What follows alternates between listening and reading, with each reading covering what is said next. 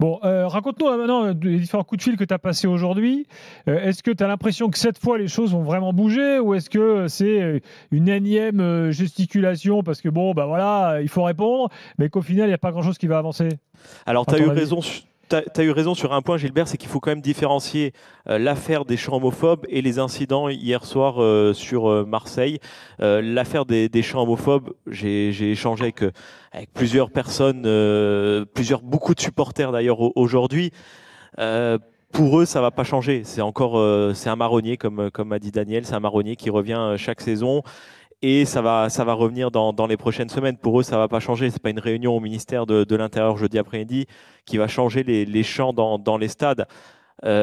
C'est comme ça, c'est difficile à expliquer parce qu'il y a beaucoup d'associations qui nous expliquent, qui mettent en place des moments pour échanger avec les supporters, des moments pour former les supporters, mais ça ne fonctionne pas, il faut le reconnaître quand même après quand même Mais 4 en ou fait, 5 ans à suivre ça, Nico, ça ce ne qu'il faut dire, fonctionne c'est pas. que ça ne fonctionne pas pour la bonne et simple raison qu'ils ne le veulent pas.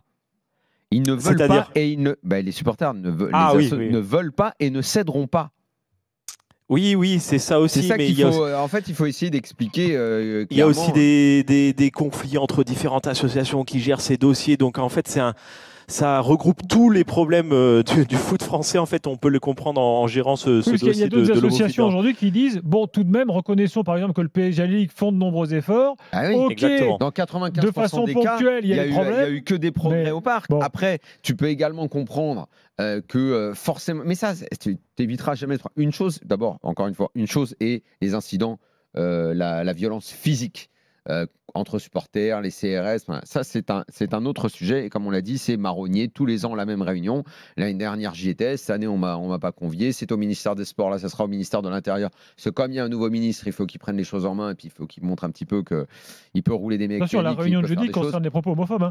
Pas les Elle bagarres concerne à aussi Marseille, Bien sûr, Montpellier, hein. bien Exactement, sûr, ouais. bien Ouais, sûr, j'ai compris. ouais. Donc on va dire, bon alors qui sont les interlocuteurs? Donc comme le ministre de l'Intérieur vient d'arriver, lui il connaît pas encore ton ami Renaud Evin, Pierre Barthélémy, Arnaud Rouget de la LFP, donc il va faire connaissance, il va avoir le café sur la table, ils vont discuter, il va dire mais non mais ça on peut pas, ça on peut, ça on peut, ça on peut, puis ils repartiront, et puis en fait après il se passera rien parce qu'en fait on s'est aperçu que si on appelle ça un marronnier, c'est que ça revient à une période très précise de l'année et que à Là, c'est Paris justement la période c'est des marrons. autour, accessoirement, Ouais. c'est autour des matchs contre l'OM, parce que le PSG, c'est autour de ce match-là, que on ne me fera pas croire que dans tous les autres stades de France, il n'y a jamais un mot plus haut que l'autre à ce sujet, et que c'est toujours quand c'est au Parc des Princes qu'il se passe quelque chose et que ça se termine en réunion au ministère, que Là, en quand ça se l'occurrence, passe dans Daniel, c'est le d'autres cas sur stades. les derniers. L'an dernier, PSG-OM, Oui, mais voilà. Et Gilbert, cette année, si match je avant peux te PSG-OM couper, quand même. Ouais. il y a Oui. quand Non, même. mais Là, j'ai attends. échangé avec plein de supporters aujourd'hui et chacun me disait, ah mais nous dans le stade on entend ça, nous dans le stade on entend Bien ça. sûr. Et en fait, c'est que c'est pas Mais relevé. quand Là où ça arrive Daniel au a Parc des raison, Princes, là, c'est exactement. coup de projecteur. Là, c'est réunion, ministère. Quand à la fin de la saison, parce que l'autre marronnier, c'est le maillot que les joueurs veulent pas porter. Là, les politiques, on les entend un petit peu moins. Ah, on est un petit peu plus discret. Ça fait pareil, un petit peu Barnum pendant un ou Oui, mais deux alors, jours. attends, qu'est-ce qu'on Mais les répond aux joueurs, gens? mais les dirigeants ne disent rien et on nous invente des histoires pas possibles. Le PSG dit qu'ils vont sanctionner un tel qui porte pas le maillot, mais au final ils font rien. Et là donc il y a cette histoire de chant. Mais évidemment on aimerait tous que ça n'arrive pas. Sauf qu'en fait les supporters ils se sont mis dans une posture. J'essaye d'expliquer, pas de justifier, d'expliquer. Dans une posture qu'ils ne veulent pas entendre que c'est autre chose que du chambrage, qui n'acceptent pas l'idée que ce sont des insultes homophobes. Et que donc, comme ils ne veulent pas céder à ce qu'ils estiment être de la bien-pensance, ils ne lâcheront pas, quitte à payer un stade à huis clos, quitte à accepter la sanction, ils ne céderont pas. Et ils peuvent organiser des discussions autant qu'ils veulent, réunir au ministère. Et si on les sanctionne là, les autres seront solidaires un petit peu partout en France. C'est ce qui va se passer. Donc, je ne sais pas quelle est l'issue, parce que en France, il n'y a pas, on va en revenir à la sociologie du stade et au public de substitution, comme on a fait en Angleterre, en soi-disant ne mettant que des gens bien élevés dans le stade. On a bien vu néanmoins qu'en Angleterre, ça a duré un temps, mais que des incidents, il y en a eu également. Donc, tu ne vas pas vider la tribune 2 matchs, 3 matchs, 4 matchs, parce qu'après, de toute façon, c'est le club qui en souffrira économiquement, parce qu'il ne sera pas d'accord pour que les tribunes soient vides. Et puis, tu ne vas pas trouver un public pour remplacer. Donc, tu te heurtes un petit peu à un mur, parce que le dialogue, il n'est pas tellement d'actualité. Moi, j'ai expliqué. Maintenant, chacun porte le jugement qu'il veut sur la chose. Moi, tous les ans, j'ai parlé de ça sur à peu près tous les plateaux. Là, OK, c'est bon. Je ne sais pas ce qu'on peut dire de neuf là-dessus, en fait. C'est pas une histoire de dire quelque chose de neuf, mais moi, je suis un peu gêné d'entendre dire que c'est un marronnier, c'est toujours la même histoire. Les supporters, eux, j'ai entendu que je justifiais pas, que tu expliquais. Les supporters eux, ne veulent rien entendre. Ils considèrent que c'est du chambrage, point barre. Je pense que tout évolue, la société évolue, les choses évoluent. Mais ça, tu vas pas y arriver. Non, peut-être, mais les supporters doivent évoluer. Ils évolueront peut-être pas cette année, en 2024, là, en mars, avril, enfin en octobre, novembre, décembre, janvier, 2025, peu importe. Je pense que c'est pas totalement inutile et anodin. Enfin, pas anodin et pas inutile en tout cas, même si c'est toujours des réunions de ministères, qu'on se penche sur ce sujet-là et qu'on essaie de changer ça. C'est pas parce que... Moi, je vais te dire, j'ai été supporter d'un club.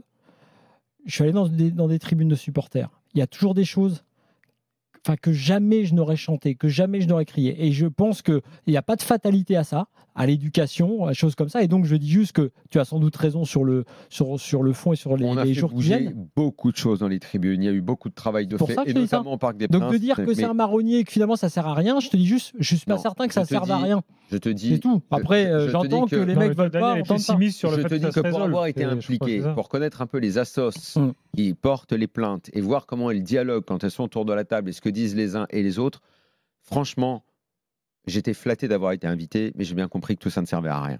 Et que c'est un petit cirque, qu'on va ranger ça dans un tiroir et que ça reviendra l'année prochaine. Parce que de toute façon, si tu ne vas pas négocier avec les supporters, et si c'est pas le ministre ou un tel, hein, c'est une affaire de club.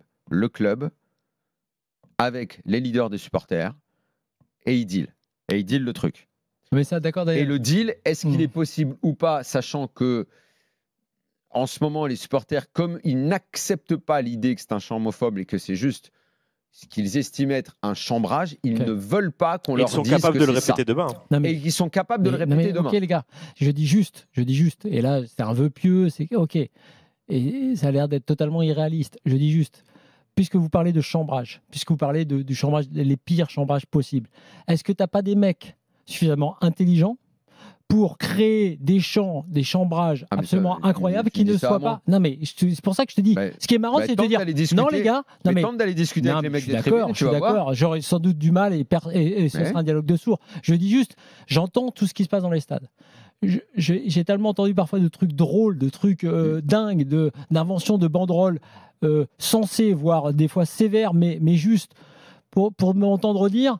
Ah non, mais les gars, on n'a rien à foutre, c'est homophobe, mais pour nous, c'est du chambrage. Circuler, il n'y a rien à voir. Moi, je pense juste que je fais appel à l'intelligence des mecs. Je dis, est-ce que vous êtes capable de créer des chants tout aussi durs, combatifs, mais sans insultes homophobes et sans insultes discriminantes ou discriminatoires? Je pense que les mecs en sont capables. S'ils veulent pas, ok, mais j'estime que ça fait aussi partie d'un côté, on est des bourrins, on assume, on vous emmerde. Mais okay. C'est absolument ça.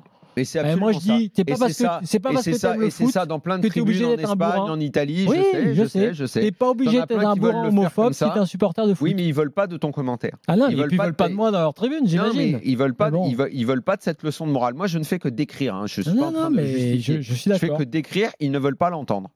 Dans un instant, Sébastien, au 32-16. Cette leçon-là, il dit écoute, tu nous fais pas chier, nous si on a envie de faire ça, on va le faire. Et videz la tribune si vous voulez.